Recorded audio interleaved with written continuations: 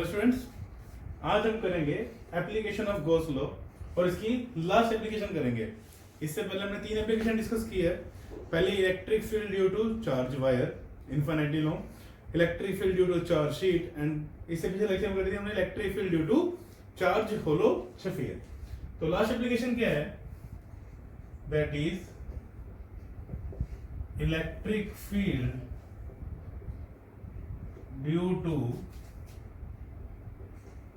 Insulated या non conducting uniformly charge sphere. इससे पिछले लेक्चर में जो हमने स्फीयर पढ़ा था वो पढ़ा था कंडक्टिंग स्फीयर, होलो स्फीयर या स्फेरिकल शेल। तो दोनों में क्या फर्क है? दोनों में फर्क है उस केस में, मतलब जो कंडक्टिंग स्फीयर था या कंडक्टिंग होलो स्फीयर था या स्फेरिकल शेल था, सारा चार्ज किस पे था? सरफेस के ऊपर। बट इसमें क्या है, वो through out the volume distributed होता है। पूरी स्फीयर के थ्रू आउट द बॉडी को क्या है? डिस्ट्रीब्यूटेड है। तो ये दोनों में डिफरेंस है। अब ध्यान रखना, अगर पेपर में आ जाए कंडक्टिंग स्फीयर तो ये वही डेरिवेशन नहीं है, बिकॉज कंडक्टर में सारा चार्ज क्या रहता है? सरफेस के ऊपर। तो वही थर्ड वाली एप्लीकेशन करेंगे। ये एप्लीकेशन सिर्फ किसके लिए है? फॉर इंसुलेटेड और non conducting uniformly charge sphere के लिए। तो ध्यान रखना इस पॉइंट को, बड़ी कंफ्यूजन होती है बच्चों को। तो अब चार्ज किस पे डिस्ट्रीब्यूट है? पूरे स्फीयर पे। पूरे स्फीयर मतलब उसकी वॉल्यूम पे डिस्ट्रीब्यूट है। तो कौन सी डिस्ट्रीब्यूशन होगी यहाँ पे? यहाँ पे होगी वॉल्यूम चार्ज डिस्ट्रीब्यूशन। क्यों? क्योंकि चार्ज क्या है? Through out the body distributed है। तो अगर वॉल्यूम पर डिस्ट्रीब्यूटेड है तो मैं क्या डिफाइन करूंगा? Volume charge density, that is rho is equal to charge per unit volume. Charge per unit volume. Suppose करते हैं इस पूरे स्फीयर पे चार्ज है Q और इसकी जो रेडियस है वो है R। तो क्या बनेगा रो? क्या वैल्यू होगी रो की? Q by volume of sphere क्या होती है? 4/3 पाई R क्यूब। तो this will be the volume charge density for a charge sphere having charge Q end of radius R। तो इस पे भी हमने इलेक्ट्रिक फील्ड निकालनी है, जैसे हमने पिछले केस में किया था। इसमें भी 3 पॉइंट पे इलेक्ट्रिक फील्ड निकालेंगे। पहले कहां पे? जब पॉइंट आउटसाइड है, सेकंड जब पॉइंट सरफेस पे है और थर्ड जब पॉइंट इनसाइड है। तो हम जिस भी पॉइंट पे इलेक्ट्रिक फील्ड निकाल रहे हैं उसका डिस्टेंस क्या लेंगे? R। R is the distance of observation point, small r। कहां से? From centre O। स्फीयर का सेंटर में हम क्या ले लेंगे? O। तो R इससे क्या हो जाएगा? डिस्टेंस हो जाएगा। क्लियर? ऑब्जर्वेशन पॉइंट मतलब जहां पे इलेक्ट्रिक फील्ड निकाल रहे हैं। तो इतना नोट कर लो पहले। तो सबसे पहले इलेक्ट्रिक फील्ड निकालते हैं जब P पॉइंट है वो आउटसाइड द स्फीयर है और सेंटर से डिस्टेंस कितना? R। तो किसके लिए बात कर रहे हैं? When point lies outside the sphere, मतलब small r is greater than r, कि जो ये डिस्टेंस है r वो रेडियस से ज्यादा है। तो सबसे पहला स्टेप क्या होता है? Selection of Gaussian surface. तो कैसे सरफेस लेंगे? पिछले डेरिवेशन में किया था हम। कैसे सरफेस लेंगे? स्फेरिकल गॉसियन सरफेस लेंगे। कैसे सरफेस ली हमने? स्फेरिकल सरफेस ली जिसका सेंटर कहां पे है? O पे, और जिसकी रेडियस कितनी है? Small r। इसके बाद सेकंड स्टेप में क्या निकालते हैं? Charge enclosed. कितना चार्ज एनक्लोज्ड किया है गॉसियन सरफेस ने? अभी स्फीयर के ऊपर चार्ज कितना था? Q। तो जब हमने इस अपने स्फीयर को बड़ी गॉसियन सरफेस ले ली, उससे बड़ा स्फीयर लिया, तो क्या उसके अंदर ये सारा स्फीयर एनक्लोज हो गया? तो मतलब जितना स्फीयर पे सारा चार्ज था वो इस गॉसियन सरफेस के अंदर आ गया, बड़ी वाली सरफेस के अंदर। तो कितना चार्ज एनक्लोज किया? Q। तो दोनों स्टेप क्लियर हो गए। पहले स्टेप हमने क्या निकाला, पहले स्टेप में क्या किया हमने, गॉसियन सरफेस सेलेक्ट की, कैसी, स्फेरिकल ड्यू टू सिमेट्री। अगले स्टेप में हमने क्या किया, चार्ज एंड क्लोज निकाला जिसकी वैल्यू कितनी है, Q which is total charge on the sphere। अब थर्ड स्टेप में क्या करते हैं, थर्ड स्टेप में निकालते हैं flux through the Gaussian surface.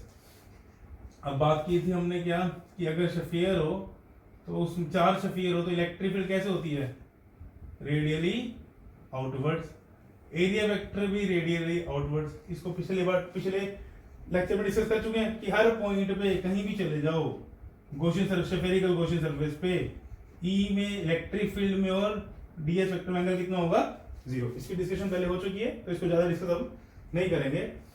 तो यहाँ पे थीटा कितना हो गया, पूरे हर जगह मतलब सरफेस के हर पॉइंट पे इलेक्ट्रिक फील्ड में और एरिया वेक्टर में कितना हो गया, 0 डिग्री। अब फ्लक्स का फॉर्मूला क्या होता है, फ्लक्स का फॉर्मूला होता है E डॉट ds और I can say E ds cos theta. तो flux will be equal to cos theta की वैल्यू कितनी आ गई, 0। तो E ds cos 0 that will be E ds। अब इलेक्ट्रिक फील्ड हर पॉइंट पे क्या होगी, सेम, क्योंकि हर पॉइंट का डिस्टेंस इस स्फीयर से क्या है, इक्वल है।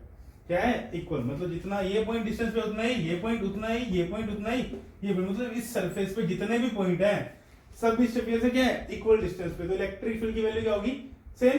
तो मैं इलेक्ट्रिक फील्ड को इंटीग्रेशन से बाहर निकाल लेता हूं और क्या बचा,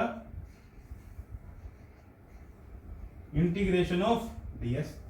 अब इंटीग्रेशन ऑफ ds, छोटे छोटे एलिमेंट्स बनेंगे, मिलाएंगे तो क्या बनेगा, पूरा सरफेस एरिया ऑफ स्फीयर, कौन सा, जिसकी रेडियस कितनी है r, जो हमारी गॉसियन सरफेस है। तो क्या आ जाएगा, E into 4 pi are square which is surface area of sphere.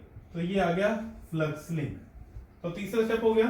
चौथे स्टेप में क्या करते हैं, अब हम अप्लाई करेंगे गॉस लॉ। तो यहां से नोट कर लो। अब लास्ट स्टेप क्या अप्लाई करते हैं, Gauss law. Gauss law according flux is equal to Q by epsilon naught, where Q is charge enclosed. Flux कितना है, E into 4 pi are square, put कर दो value, E into 4 pi are square. Charge enclosed कितना था, capital Q, क्योंकि पूरा charge आ गया था, अपॉन एप्सिलॉन नॉट। तो इलेक्ट्रिक फील्ड की वैल्यू कितनी आ गई, Q by 4 pi are square epsilon naught. तो 1 by 4 pi epsilon naught Q by are square. तो इलेक्ट्रिक फील्ड कितनी आ गई, KQ बाय आर स्क्वायर। यही इलेक्ट्रिक फील्ड आई थी जब चार्ज सरफेस पे था, यही सेम इलेक्ट्रिक फील्ड आई है जब चार्ज डिस्ट्रीब्यूटेड है। मतलब जो पॉइंट आउटसाइड द स्फीयर है उसके लिए इलेक्ट्रिक फील्ड की वैल्यू क्या रही, सेम, कोई फर्क नहीं पड़ा कि चार्ज डिस्ट्रीब्यूटेड है या चार्ज सिर्फ सरफेस पे है। बट किसके लिए, जब पॉइंट स्फीयर के बाहर है, आउटसाइड वाले रीजन, मतलब इससे बाहर है।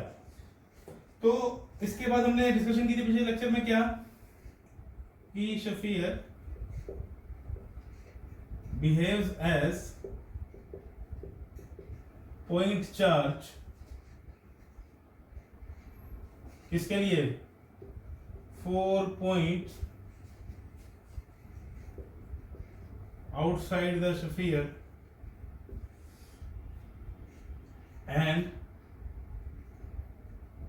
charge is placed, जो पॉइंट चार्ज ज्यूम करेंगे, इट्स सेंटर, इस पूरे चार्ज को कहीं इमेजिन कर लेंगे सेंटर पे, और सिंपल पॉइंट चार्ज की वजह से जो इलेक्ट्रिक फील्ड का फॉर्मूला होता है KQ बाय आर स्क्वायर, वो अप्लाई कर देंगे।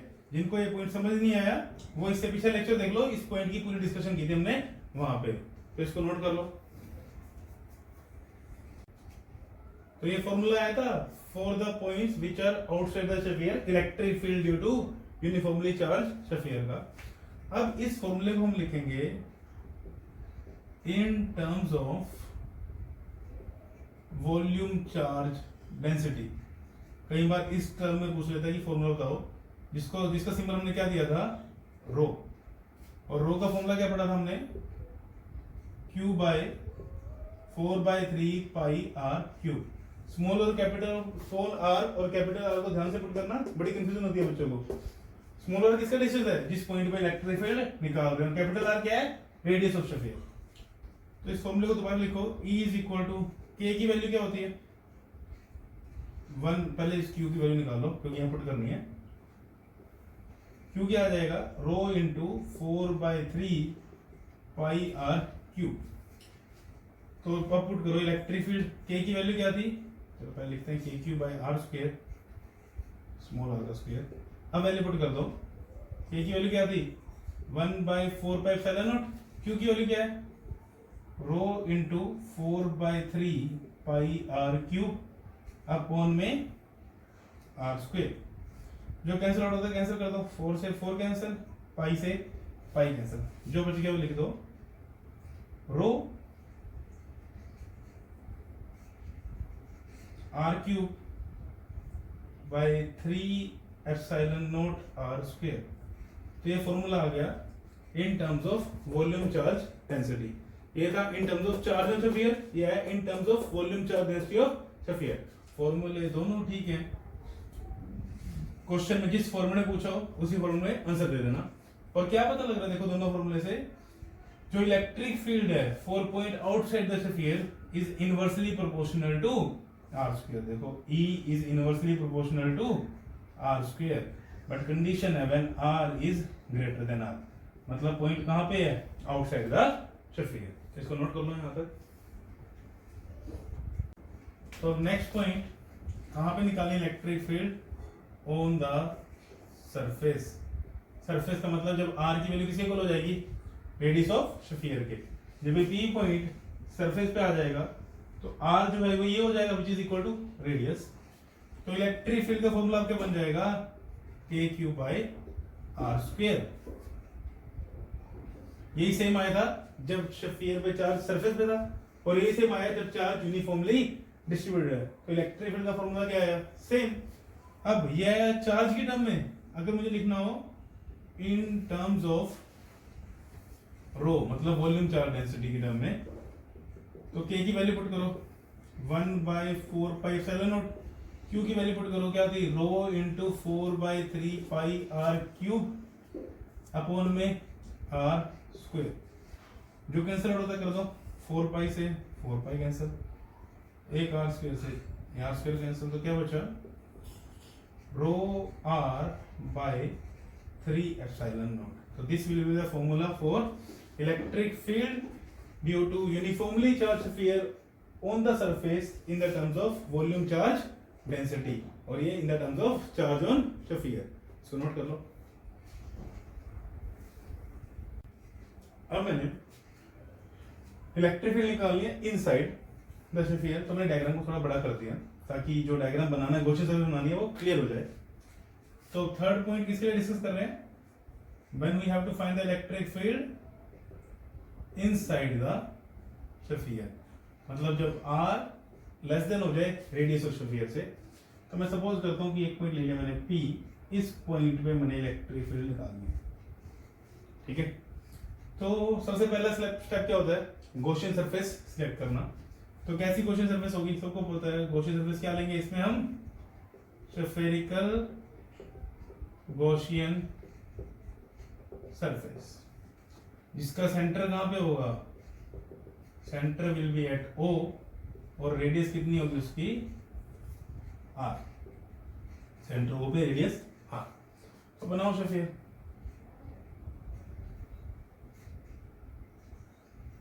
बना ली।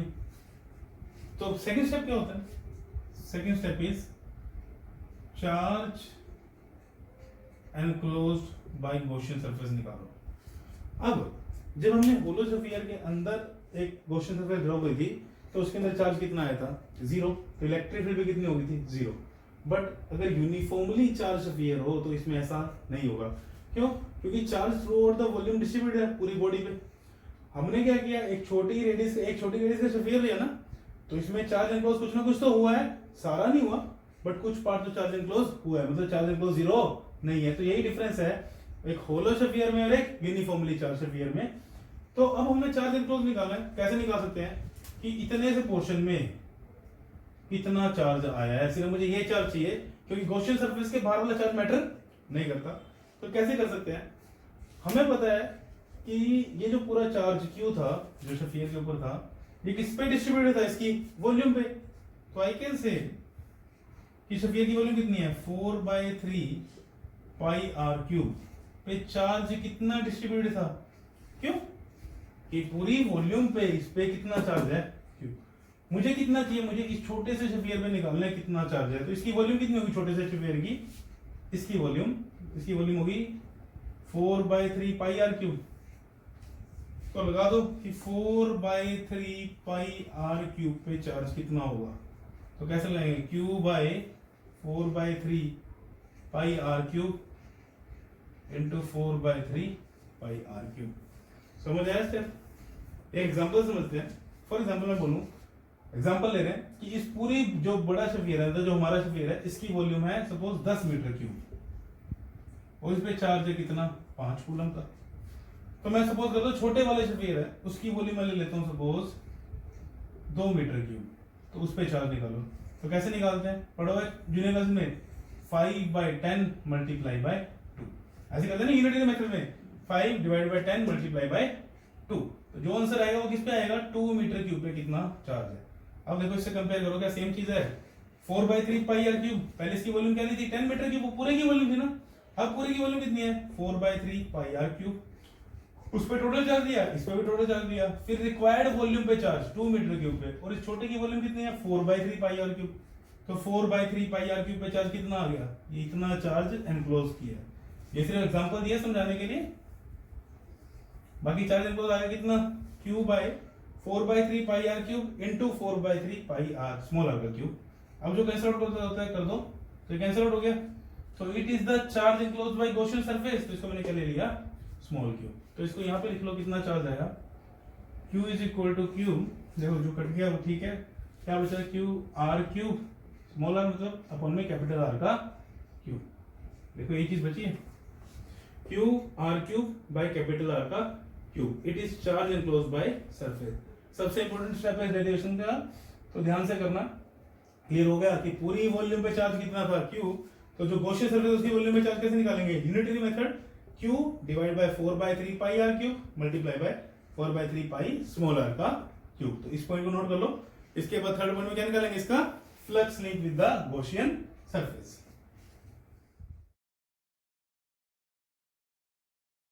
अब थर्ड पार्ट में क्या निकालते हैं, flux through the Gaussian surface. वही सेम स्फेरिकल सरफेस है, तो इलेक्ट्रिक फील्ड भी किस तरफ आएगी रेडियली आउटवर्ड्स, और एरिया वेक्टर भी किधर आएगा रेडियली आउटवर्ड्स। तो एंगल कितना हो जाएगा 0, डिस्कस कर चुके हैं पहले। तो फ्लक्स का फॉर्मूला क्या होता है, flux is equal to E ds cos theta, sorry e dot ds लिखा ना, that is equal to e ds cos theta.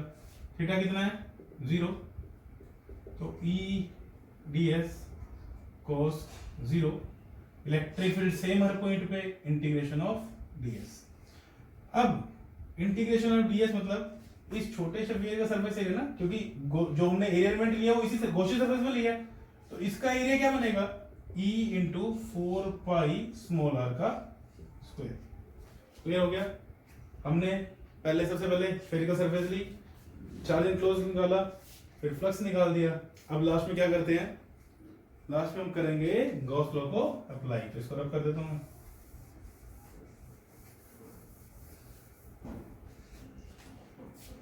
तो क्या है गॉस लॉ की statement, flux is equal to Q by epsilon naught, where Q is charge enclosed।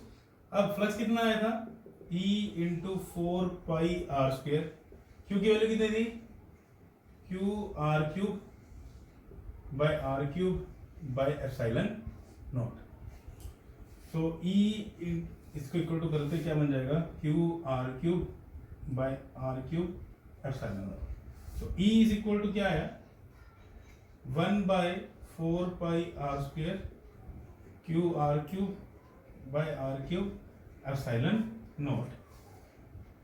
तो एक r square से cancel हो जाएगा, तो इलेक्ट्रिक फील्ड फॉर्मूला क्या आ गया 1/4 पाई एप्सिलॉन नॉट, Q एक आर बचा हुआ है अपॉन में R cube, that is K Q R by r cube. So this is the formula for electric field due to uniformly charged sphere at a point inside the sphere at a distance of small r from the center. Q is the charge on sphere, small r is the distance जहां पे electric field निकाल रहे हैं centre से, and capital R क्या है, radius of the sphere. तो इसको नोट कर लो. तो ये फॉर्मूला आ गया था इनसाइड द स्फीयर के लिए. अब देखो k कांस्टेंट है, q चार्ज ऑन स्फीयर भी क्या है, constant, r radius of sphere भी क्या है, एक कांस्टेंट वैल्यू. ये r मतलब जो इलेक्ट्रिक फील्ड है that is directly proportional to r. मतलब जैसे जैसे सेंटर से डिस्टेंस बढ़ता जाएगा इलेक्ट्रिक फील्ड बढ़ती जाएगी, बट कहां तक, जब तक ये सरफेस पे नहीं पहुंचता. क्योंकि ये जो फॉर्मूला है ये सिर्फ किसके लिए है, for a point inside the sphere. अब बात करते हैं, अब ये फॉर्मूला निकाला हमने किसकी टर्म में, q की टर्म में. अब निकालते हैं इसको वॉल्यूम चार्ज डेंसिटी की टर्म में. पेपर में किसी भी फॉर्म में पूछ सकता है तो आना चाहिए. तो इलेक्ट्रिक फील्ड का फॉर्मूला लिखते हैं हम kqr by r cube. k की value 1/4 pi epsilon naught. q की वैल्यू क्या थी, rho into 4/3 pi capital are का cube into r by r cube. जो कैंसिल आउट करता है कैंसिल करो, 4 पाई से 4 पाई बचा क्या, रो r बाय 3 एप्सिलॉन. तो ये फॉर्मूला आ गया वॉल्यूम चार्ज डेंसिटी की टर्म में, और ये फॉर्मूला आ गया किसकी टर्म में, चार्ज ऑन स्फीयर की टर्म में. यहां से भी electric field is directly proportional to r. बात एक ही है. तो तीनों पॉइंट के लिए हमने इलेक्ट्रिक फील्ड निकाल ली, बाहर के लिए भी, सरफेस के लिए भी और इनसाइड के लिए भी. तो अब इसका ग्राफ ड्रॉ करेंगे इलेक्ट्रिक फील्ड का distance from the centre of sphere के साथ. तो ग्राफ बनाते हैं electric field due to uniformly charge sphere का with distance from the centre. इसको हमने क्या लिया था r, इसको हमने क्या लिया था e. तो डिस्कस कर लेते हैं पहले जो फॉर्मूले अभी पढ़े. When r is less than r, मतलब पॉइंट कहां पे है, inside the sphere. Electric field कितनी आई थी, kqr by r cube, and electric field is directly proportional to r.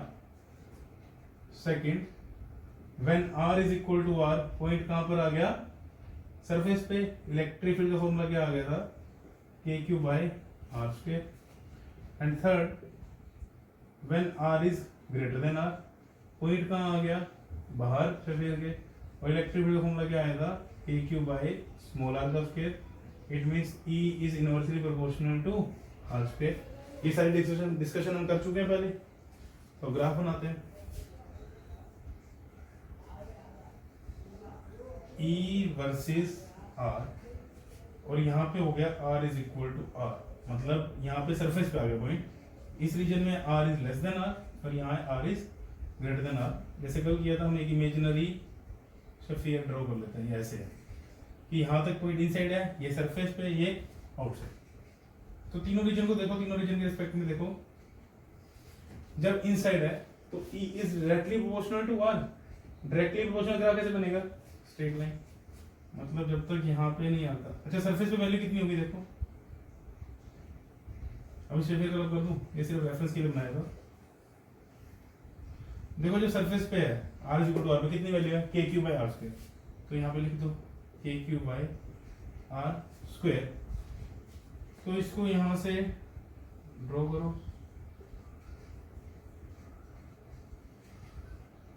Straight line draw करना बिल्कुल. इस रीजन में क्या है, E is directly proportional to R.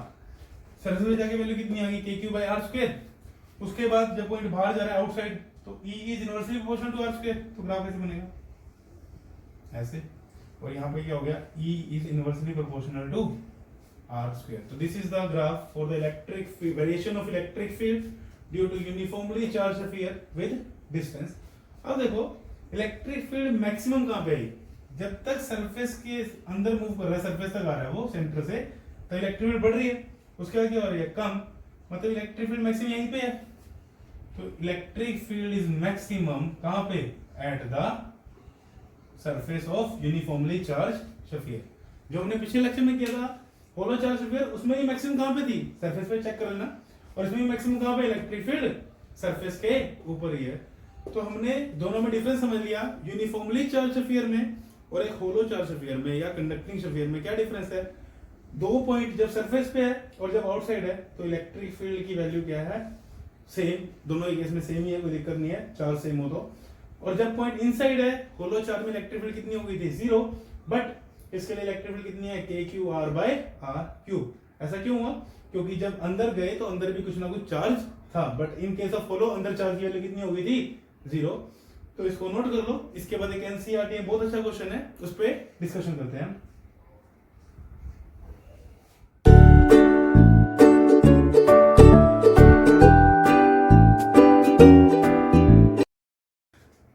तो हम एनसीईआरटी का शॉर्ट एग्जांपल डिस्कस करेंगे जो इसी एप्लीकेशन के ऊपर है।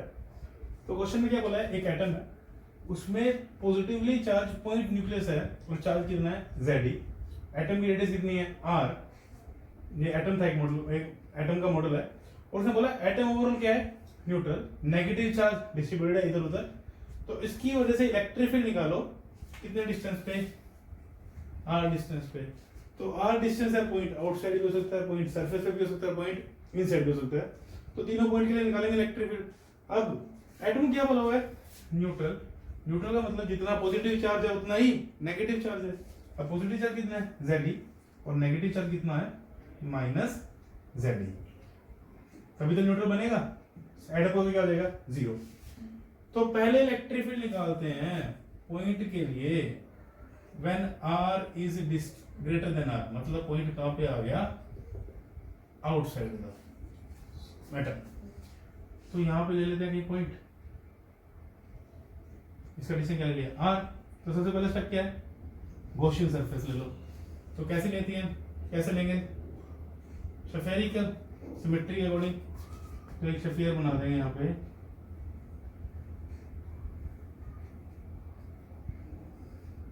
ठीक है, स्फीयर बना दिया।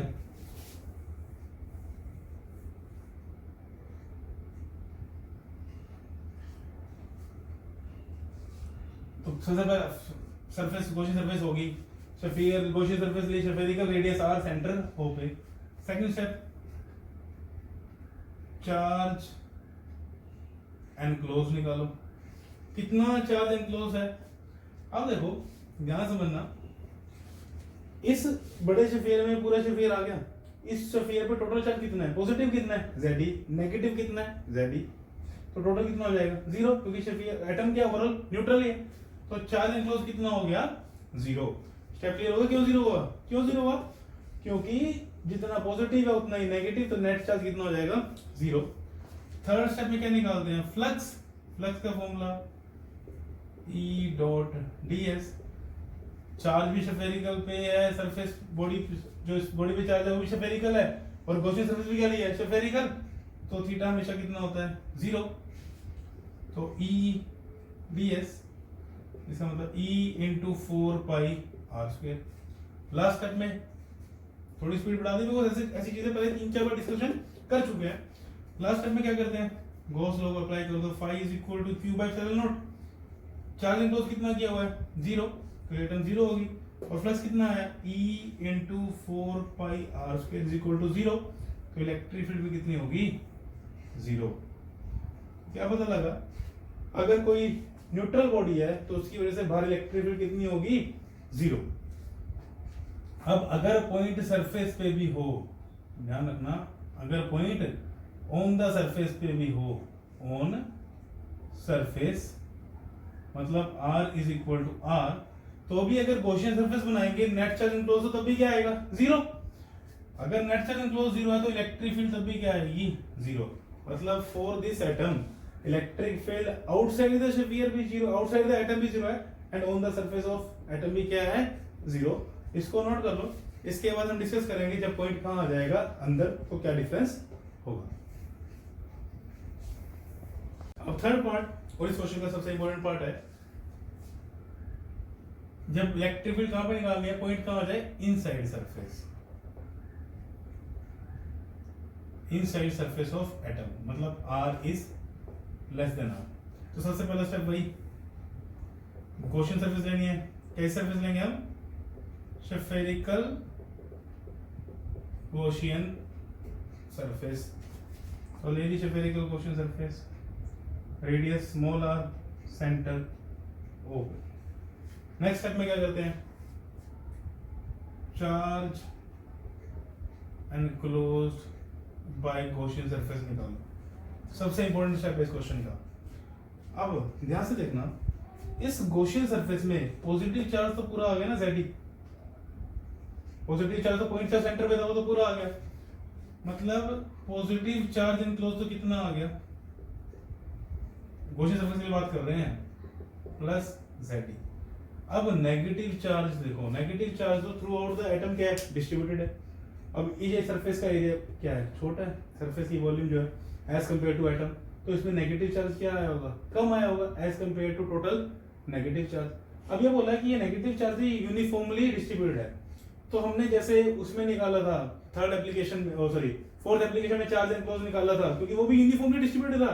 तो वैसे हम नेगेटिव चार्ज भी निकाल सकते हैं, यूनिफॉर्मली डिस्ट्रीब्यूटेड है, क्योंकि वो भी कैसे निकाला था, 4/3 पाई आर क्यूब की कंप्लीट वॉल्यूम पे नेगेटिव चार्ज कितना है, -Ze। समझ आ गया स्टेप, कि अगर मैं पूरा स्फीयर ले लूं तो नेगेटिव चार्ज कितना था, -Ze।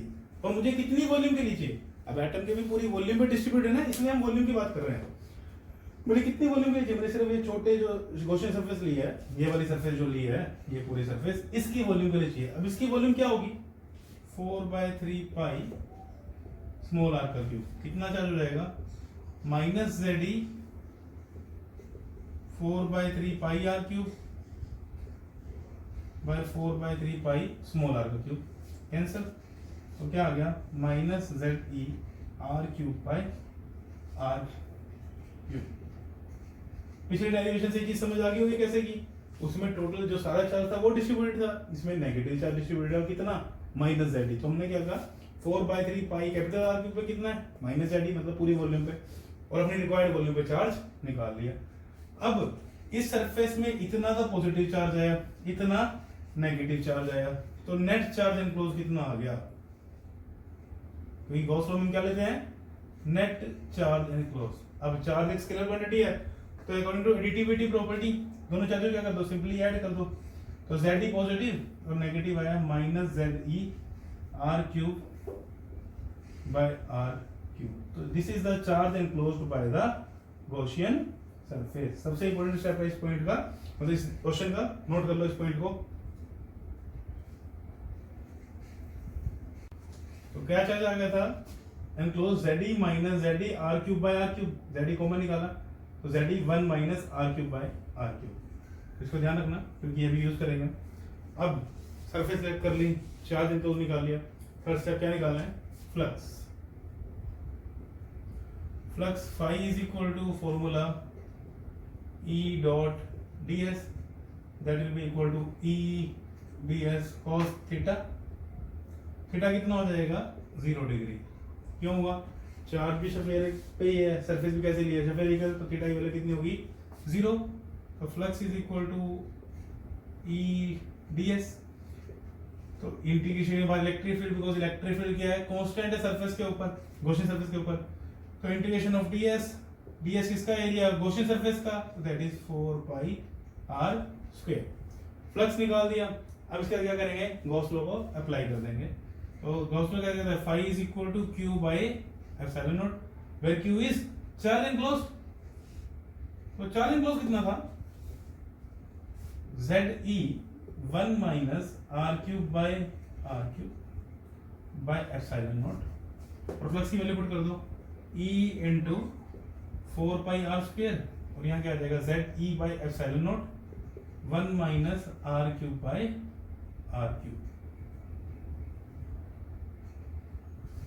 इलेक्ट्रिक फील्ड कितनी आ जाएगी, Ze by 4 pi are square epsilon naught 1 minus r cube by are cube. तो दैट विल बी, अब देखो 1 बाय 4 पाई एप्सिलॉन नॉट, ये टर्म मिलके क्या बन जाएगी, k, तो that is k Ze by are square. इसको मैंने k लिख दिया, और क्या बन जाएगा, 1 minus r cube by are cube. तो ये इलेक्ट्रिक फील्ड आ गई इनसाइड जब एटम आ जाएगा, और सरफेस पे और बाहर इलेक्ट्रिक फील्ड कितनी आई थी, 0। तो ये एनसीईआरटी का 16 एग्जांपल था जो हमने डिस्कस किया। इसी के साथ फर्स्ट चैप्टर की थ्योरी जो हमारी खत्म होगी, मतलब फर्स्ट चैप्टर के जितने भी थ्योरेटिकल टॉपिक्स थे वो सारे क्या हो गए, खत्म। इसके अगले लेक्चर में हम 2 क्वेश्चन डिस्कस करेंगे और जो एनसीईआरटी की क्वेश्चन है, तो अब इसको नोट कर लो।